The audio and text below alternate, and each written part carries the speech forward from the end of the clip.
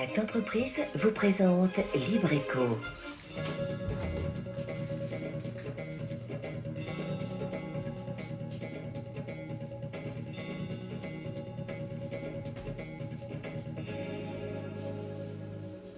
C'est parti pour un nouveau Libreco, le magazine qui vous permet d'y voir plus clair sur l'économie martiniquaise. Ce soir, nous nous penchons sur l'un des fleurons de notre économie, le rhum. Les ateliers du rhum viennent de rassembler les acteurs de ce secteur. Au centre des discussions, la place de notre rhum sur un marché mondial en plein développement et la concurrence très forte qu'il doit affronter. Un programme passionnant donc, allons-y.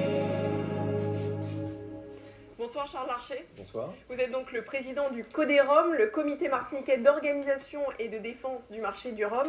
Les ateliers du rhum ont donc réuni les acteurs de ce secteur le mois dernier. Objectif, faire le point sur l'avenir du rhum martiniquais entre exportation et spiritourisme. Le point avec Thomas Tuard.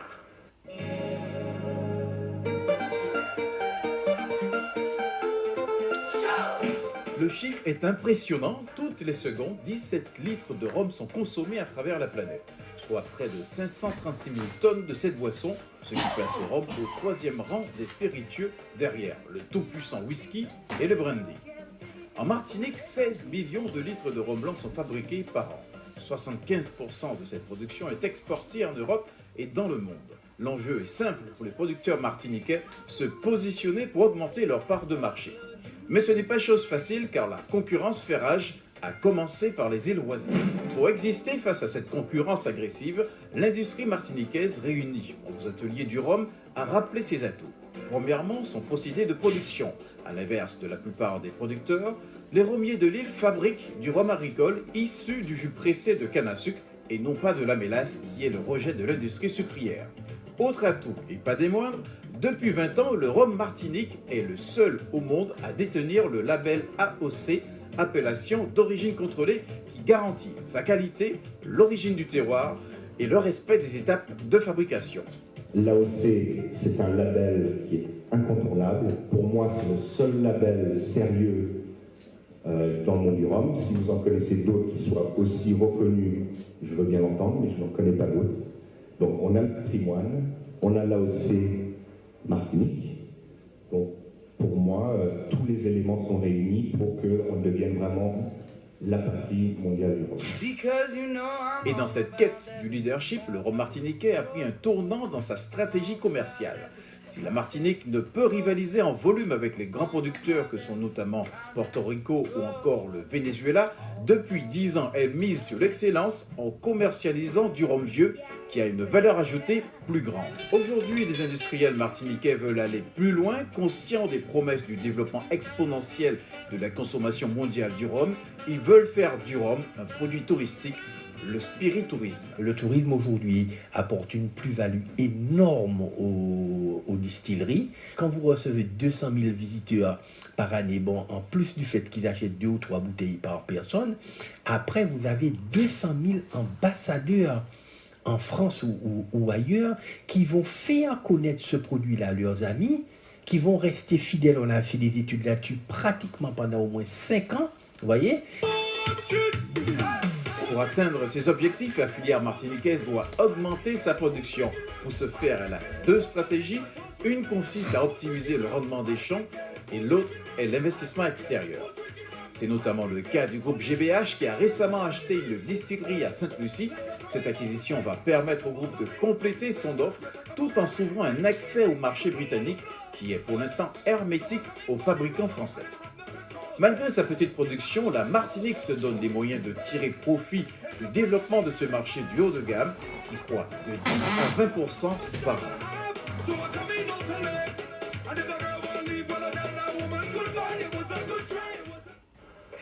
Charles Larcher, j'aimerais que l'on s'arrête sur quelques chiffres du secteur. Le rhum en Martinique, c'est 7 distilleries en activité, 201 producteurs de cannes, 600 000 visiteurs dans les distilleries chaque année, 500 millions d'euros de chiffre d'affaires par an et 4 000 emplois directs et indirects. Est-ce qu'aujourd'hui, c'est un secteur qui est en croissance en Martinique ? Oui, aujourd'hui, c'est un secteur en croissance qui a la chance d'être à la fois dans la partie agricole, dans la partie industrielle et dans la partie service, notamment au travers du tourisme. Aujourd'hui, nous recevons de plus en plus de touristes dans nos structures. Le spiritourisme, effectivement, est notre activité. Nous recevons 600 000 touristes, en progression de 15% par rapport à l'année dernière. Est-ce que néanmoins le marché local est un marché qui compte pour les producteurs de rhum? Est-ce qu'il est important de s'y distinguer avant de pouvoir exporter des produits? Oui, c'est un marché important. D'abord parce qu'il est très important que les Martiniquais continuent à s'approprier leur canne, leur sucre et leur rhum. C'est très important pour la filière. Mais aussi parce qu'on a beaucoup de visiteurs. On est une terre de tourisme. Et quand on reçoit tous ces visiteurs dans nos structures, ça devient, comme le précisait Michel Fayad tout à l'heure, les ambassadeurs finalement de notre rhum. Et ça, c'est très important. Quand un Allemand retourne donc à Francfort, quand un Américain retourne à Boston ou à New York, il va rechercher le rhum martiniquais. Et ça, pour nous, c'est une partie qui est gagnée à ce moment-là. Michel Fayad parlait de 5 ans de fidélité au rhum qu'il aura goûté sur le territoire, c'est beaucoup. Oui, c'est ça. Et en sachant qu'après, les personnes, on est l'île des revenants, donc les gens reviennent, on arrive effectivement à chaque fois à leur donner une petite piqûre de rappel sur notre produit. Et ça, c'est pour nous très intéressant et très important. Alors, pour que l'Allemand retrouve le rhum chez lui, l'enjeu aujourd'hui pour le rhum martiniquais, c'est évidemment l'exportation. Il faut conquérir de nouveaux marchés et s'y positionner comme un produit haut de gamme. Pour respecter le rigoureux cahier des charges de l'AOC, chaque étape de la fabrication du rhum agricole doit être contrôlée. Alors je viens de recevoir de Miguel des échantillons, donc des arrivées de cannes à l'usine. Donc pour chaque réception de canne, on doit contrôler, puisque le rhum est AOC, donc le pH et également le taux de sucre contenu dans la canne, pour chaque parcelle. Donc au niveau des moulins, au niveau de la cuverie de fermentation, on récupère un échantillon de chaque cuve remplie. Et au niveau également de la distillation, que la distillation se déroule correctement, qu'on n'ait pas de perte de rhum dans les vinasses. Et enfin aussi au niveau des chais.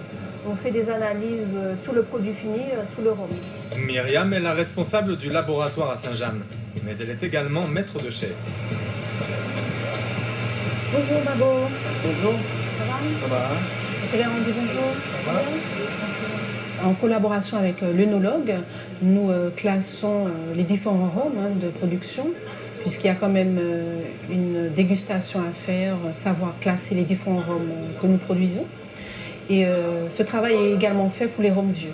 Pour la préparation de toutes les cuvées, les millésimés, etc., il y a une préparation en amont qui est faite. Après avoir travaillé dans plusieurs laboratoires de l'agroalimentaire, elle est naturellement retournée dans sa commune natale. Ce qui me plaît en fait dans mon travail, c'est quand même la diversité au niveau de la production, parce qu'on pense, on produit chaque jour un rhum, on pense qu'il est pareil, non, parce que la matière première est différente et la fermentation également peut être différente. Charles Larcher, on voit qu'il y a un vrai travail pour produire un rhum, c'est pas simplement presser de la canne et la laisser fermenter, il y a une recherche, une conception de produits. Comment faire connaître ce travail justement aux touristes qui viennent nous voir? Vous parlez de l'enjeu du spiritourisme, toutes les distilleries de l'île sont ouvertes au public ou à peu près. Quels sont les autres projets qui sont portés aujourd'hui par les producteurs de rhum en matière de tourisme? Aujourd'hui, c'est d'arriver à proposer notamment des circuits touristiques.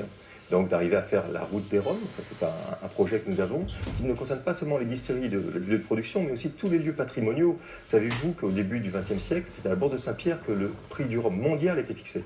Donc on a effectivement aujourd'hui une histoire qui est très complète, avec des savoir-faire, on l'a vu en l'occurrence avec personne de Saint-James, qui a un vrai savoir-faire dont on est fier au niveau du rhum. L'ensemble effectivement des femmes et des hommes qui posent notre filière ont ce savoir-faire que nous pouvons expliquer. À quelle échéance pourraient être lancés ces circuits? Là, on est en train de travailler dessus. Je pense qu'avec le CMT, d'ici 1 à 2 ans, il sera matérialisé pour les Martiniquais et les touristes. C'est l'heure de notre jeu vrai ou faux. Je vous pose des questions et vous répondez tout simplement par vrai ou faux. Les Martiniquais ne veulent plus travailler dans le secteur de la canne à sucre, vrai ou faux? Faux.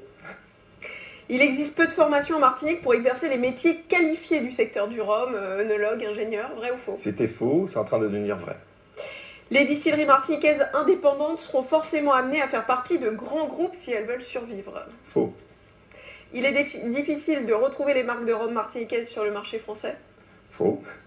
Et le rhum martiniquais est meilleur que le rhum guadeloupéen? Joker. Marché, merci d'avoir été avec nous. Si mes calculs sont bons, à raison de 17 litres de rhum consommés chaque seconde dans le monde, 30 600 litres auront été consommés pendant cette émission. Alors on espère que dans le lot, il y en aura un peu de rhum martiniquais. Non, moi aussi, et effectivement, je souhaite vivement remercier donc Contact Entreprise qui a pris l'initiative de ces ateliers. Ils avaient commencé par les ateliers de la mer l'année dernière, les ateliers du rhum cette année. Vraiment, c'était une belle opportunité pour nous, au travers des associations qui promeuvent l'entreprise, de pouvoir promouvoir notre filière. Merci justement, avant de vous quitter, je vous laisse découvrir l'agenda Contact Entreprise justement.